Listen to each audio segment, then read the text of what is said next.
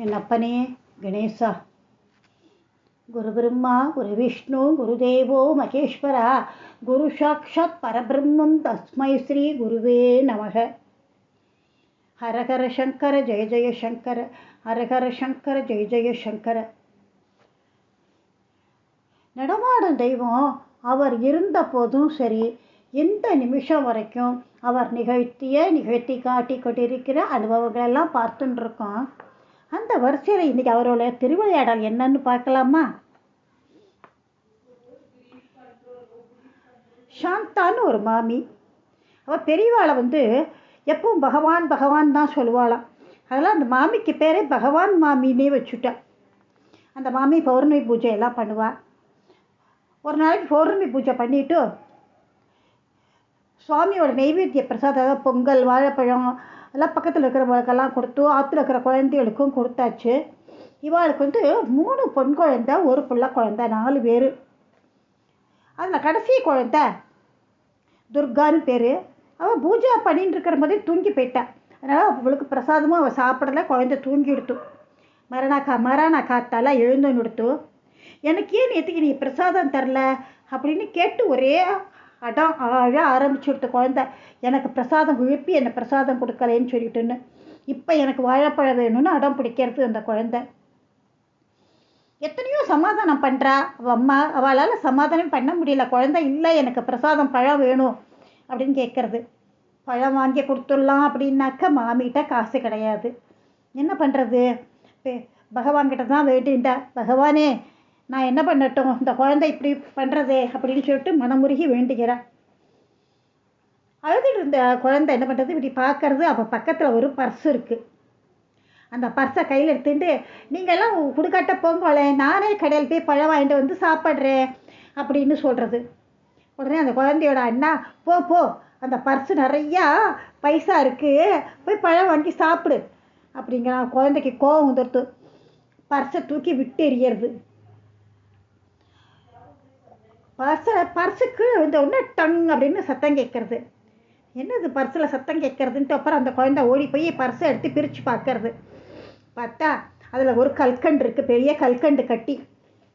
ஓஹோ, சத்தத்துக்கு இதுதான் காரணமான அந்த கல்கண்டை கண்டு பார்த்ததும் அந்த குழந்தைக்கு ஆச்சரியம். ஐயா, எனக்கு உம்மாச்சி தாத்தா பிரசாதம் கொடுத்துட்டாரே அப்படின்னு சொல்லிட்டு கல்கண்டை சாப்பிட ஆரம்பிச்சுட்டுது. அம்மாவுக்கு ஒரே ஆச்சரியம். காலி பர்ஸு கல்கண்டு எப்படி வந்ததுன்னு தெரியலையே. அதுவும் இல்லாமல் ஆற்றுல நான் கல்கண்டே வாங்கிறது இல்லை, பெரிய கல்கண்டே வாங்கிறது கிடையாது. இது என்ன மாயமாக இருக்குது அப்படின்னு நினச்சிக்கிட்டு, பகவானே இது என்ன மாயம் அப்படின்னு குழந்தைகிட்ட தான் பகவான்கிட்ட தான் மறுபடியும் வேண்டிக்கிறேன். இது என்ன மாயமாக வந்திருக்கிற கல்கண்டு அப்படின்னு சொல்லிட்டுன்னு. அது ஆயிடுத்து. குழந்தை சரி, குழந்தை மட்டும் திங்கிறது, எல்லாருக்கும் கொஞ்சம் கொஞ்சம் பகவானோட பிரசாதம் இருக்கட்டும்ட்டு குழந்தைகிட்ட கேட்குறேன். அந்த கல்கண்டை கொஞ்சம் கூட எல்லாருக்கும் கொஞ்சம் கொஞ்சம் கொடுக்கலாம் அப்படின்ட்டுன்னு. குழந்தை, உமாச்சி தாத்தா எனக்கு மட்டும்தான் கொடுத்துருக்கா, நீங்கள்லாம் ராத்திரியே பிரசாதம் சாப்பிட்டாச்சு இல்லையா, நான் தரமாட்டேன் அப்படின்னு சொல்லி தானே அது சாப்பிட்றது. 2 நாள் இருக்கும். 2-3 நாள் கழித்து அந்த குழந்தையும் கூட்டிகிட்டு மாமி காஞ்சிபுரம் போகிறா. பெரியவாளை தரிசனம் பண்ணுறதுக்கு வரிசையில் நிற்கிறா. ஒருத்தருக்கா தரிசனம் கொடுத்தும் போது இவாளோட முறை வந்தது. பக்கத்தில் அந்த குழந்தை போய் நின்றுது. ஓ, இவ தானே கல்கண்டு குட்டி அப்படின்னு கேட்டார். அப்படியே மாமி அதிர்ச்சியாக போயிட்டா. சாந்தா மாமி, என்ன நடந்த எதுவுமே இன்னும் சொல்லவே இல்லை. முக்காலமும் உணர்ந்த ஞானி இவர், எப்படி நம்ம மாத்திர நடந்ததை இவர் தெரிஞ்சுட்டார் அப்படின்னுட்டுன்னு இருந்தது.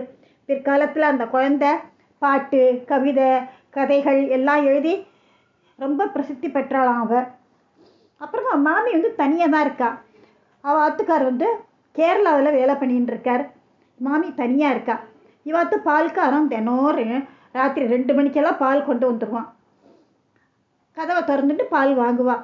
ஒரு நாளைக்கு பால்காரன் கேட்டானா, இத்தனை பெரிய வீட்டில் நீ எப்படி தனியாக இருக்க, உனக்கு பயமா இல்லையா, குழந்தையில வச்சுக்கிட்டு இருக்கியே? எனக்கு என்ன பயம், இந்த பாரு மேலே பாரு, மகா பெரியவாளோட ஃபோட்டோ இருக்குது, நான் எதுக்கு பயப்படணும், காவலுக்கு தான் அவர் இருக்காரே அப்படின்னு சொல்லிட்டா. மறானா அன்னைக்கு காலம்பரை 8 மணியாக எடுத்து பால்காரன் வரவே இல்லை. என்ன இத்தனை நாழி ஆகிடுத்து, குழந்தைக்கு பள்ளிக்கூடம் ஆழி ஆகிடுத்து, குழந்தைகள்லாம் பாலே குடிக்கல, குழந்தைகள்லாம் ஸ்கூலுக்கு போயிடுத்து. அவன் மெதுவாக வரான். பால்காரன்ட்ட கேட்குறா, வந்தால் நடுராத்திரி வருவேன், இல்லை பால் கொண்டு வர மாட்டேன், என்னாச்சு அப்படின்னு கேட்டான். பால்காரன் சொன்னதை கேட்டோன்னே அப்படியே அதிர்ச்சி தாங்க முடியல மாமிக்கு, சாந்தா மாமிக்கு. நான் தினம் வரா மாதிரி தான் ராத்திரி 2 மணிக்கு தான் வந்தேன். முதல் கேட்டை திறந்துட்டு பெல் அடிக்க வாசப்படி பக்கத்தில் வந்தேன். அப்போ அந்த இடம் பூரா ரொம்ப வெளிச்சமாக இருந்தது. நிலப்படி மேலே இருந்த படத்துலேருந்து பெரியவா காட்சி கொடுத்தார் நேக்கு. அதை பார்த்த எனக்கு ரொம்ப பயம் ஆயிடுத்து. என்னமோ வந்துடுத்து, உடம்புகளுக்கெல்லாம் பயங்கரமாக இருந்தது நேக்கு. நான் அதொருத்தான் உள்ளுக்குள்ளே வர பயந்துட்டு அப்படியே திரும்பி ஓடி போயிட்டேன் நான் அப்படின்னு சொன்னான். அதை கேட்ட சாந்தா மகான் முன்னாடி நின்றுண்டு, பிரத்யக்ஷமாக ஜோதி அவனுக்கு கொடுத்துருக்க, ஆனால் எனக்கு கொடுக்கலையே அப்படின்னு கண்ணீர் மல்க வருந்தினா. அடுத்த தடவை அவள் காஞ்சிபுரம் போகும்போது பால்காரனையும் கூட்டிகிட்டு போனா. அவனுக்கு ரொம்ப நாளாக குழந்தை பாக்கியமே கிடையாது. அவன் பகவான்கிட்ட போனதுக்கப்புறம் அவனுக்கு 3 குழந்தை பிறந்துதான். பெரியவா அந்த பால்காரனும் பெரியவாரோட பக்தர் ஆயிட்டான். நன்றி, வணக்கம்.